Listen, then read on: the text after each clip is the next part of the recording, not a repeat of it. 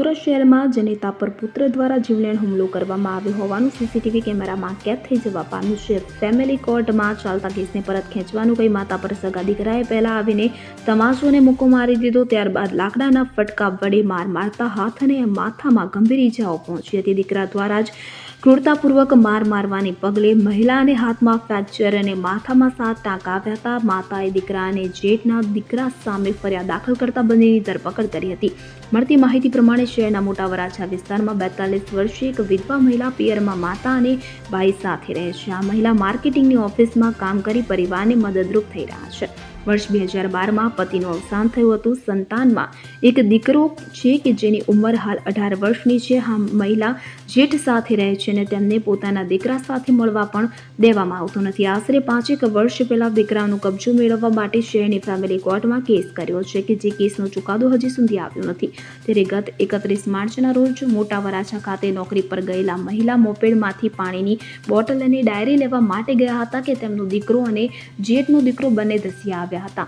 કોર્ટમાં ચાલતા કેસને પરત લેવા માથાકૂટ થવા પામી હતી. આ ડામરિયન જેઠના દીકરાએ માતાને મારવા માટે ઉશ્કેરતા દીકરાએ માતાને મારવાનું શરૂ કર્યું કે જેમાં દીકરાએ પહેલા અપશબ્દો કહી માતાના ગાલ પર એક તમાચો મારી દીધો. ત્યારબાદ મોઢા પર મુક્કો મારતા માતા ચક્કર ખાઈને જમીન પર ઢળી પડ્યા હતા. એટલે જ ન અટકતા દીકરો લાકડાનો ફટકો લઈને આવ્યો અને આડેધડ માતાને મારવા લાગ્યો, જેમાં માથા અને હાથ પર ઘા મારતા ગંભીર ઈજાઓ પહોંચી હતી. ઘટનાને પગલે આસપાસથી લોકો દોડી આવ્યા. હિમાલી બેનનો દીકરો અને તેના જેઠનો દીકરો બંને ભાગી ગયા હતા. દીકરાના હુમલામાં ગંભીર રીતે ઈજાગ્રસ્ત થયેલ માતાને તાત્કાલિક ખાનગી હોસ્પિટલ ખસેડવામાં આવી હતી, જ્યાં દીકરા દ્વારા તપાસ કરવામાં આવતા એક હાથમાં ફ્રેક્ચર અને માથામાં 7 જેટલા ટાંકા લેવાની ફરજ પડી હતી. ત્યારબાદ મહલ દ્વારા ઉત્તરાયણ પોલીસમાં પોતાના દીકરા અને જેઠના દીકરાની વિરુદ્ધ ફરિયાદ નોંધાવી હતી. ઉત્તરાયણ પોલીસ દ્વારા બંનેની ધરપકડ કરવામાં આવી છે. જોકે આ બંનેને ગણતરીના કલાકોમાં જામીન મળી ગયા હતા. ત્યારે માતા પર જીવલેણ હુમલો કરવા છતાં પણ બંનેને જામીન આપી દેવામાં આવતા માતા દ્વારા પોતાની સુરક્ષાને લઈને સવાલો ઊભા કરવામાં આવ્યા છે. સાથે જ માનવ અધિકાર પંચ દ્વારા પણ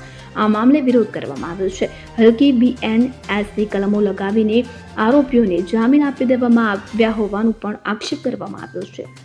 મારું નામ સીમા મહેતા છે. આંતરરાષ્ટ્રીય માનવ અધિકારમાં ઓલ ગુજરાત મહિલા પ્રેસિડેન્ટ છું. હેમાલીબેન છે તે જ્યારે એમના પર હુમલો થયો એ પછી એમના બ્રધર મારી પાસે આવેલા હતા અને મને બધી હકીકત જણાવી હતી. મેં CCTV ફૂટેજ જોઈ અને એ પછી રૂબરૂ હોસ્પિટલની મુલાકાત લીધી અને પછી મને ખ્યાલ આવ્યો કે એની બેન સત્ય બોલે છે અને એમની સાથે બહુ જ ખોટું થયું છે.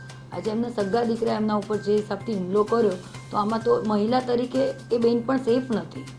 જો પોતાની જ આપણી જનેતા થઈને જ આપણે માર ખાવાનો આવે તો દરેક મા માટે પ્રશ્ન ઊભો થશે કે ઓલાદને આ માટે મોટા કરે છે. તો મને પોતાને એવું થયું કે આટલું બધું મારી લીધું, આટલું બધું માર્યું અને પોલીસે આટલી હલકી કલમ લગાવીને એને ત્યાં ને ત્યાં જામીન આપી દીધા. તો એ માટે હું વિરોધ કરું છું કે આ વસ્તુ શક્ય નથી. એના પર હુમલો કરવાનું કારણ શું હતું અને ઉત્તરાયણ પોલીસે તમે ગયા તો શું વાત કરી હતી? ઉત્તરાયણ પોલીસ સ્ટેશને હું ગઈ હતી તો ઉત્તરાયણ પોલીસે મને એ જ વાત કરી કે બેન એમના જામીન તો થઈ ગયા છે એટલે હવે અમે કશું કરી શકશું નહીં. બટ આનું મુખ્ય કારણ એ હતું કે એમની કંઈ પ્રોપર્ટીના અંદર ઝઘડા ચાલી રહ્યા છે, જેના હિસાબે આ વસ્તુ બનેલી છે. નરેશ સિમરાણ સાથે સેન 24 ન્યૂઝ સુરત. હવે જુઓ દેશ દુનિયાની તમામ ખબરો તમારી આંગળીના ટેરવે. ઉઠાવો મોબાઈલ અને Google Play Store પરથી ડાઉનલોડ કરો અમારી CN24 ન્યૂઝ મોબાઈલ એપ.